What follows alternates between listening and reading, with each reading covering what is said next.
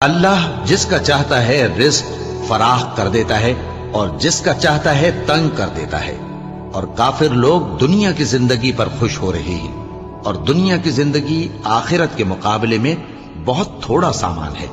اور کافر کہتے ہیں کہ اس پیغمبر پر اس کے پروردگار کی طرف سے کوئی نشانی کیوں نازل نہیں ہوئی؟ کہہ دو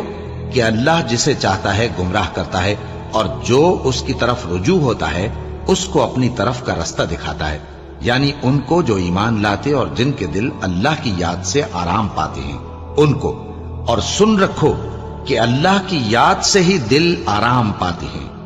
جو لوگ ایمان لائے اور عمل نیک کیے ان کے لیے خوشحالی اور عمدہ ٹھکانہ ہے۔ جس طرح ہم پہلے پیغمبر بھیجتے رہے ہیں اسی طرح اے نبی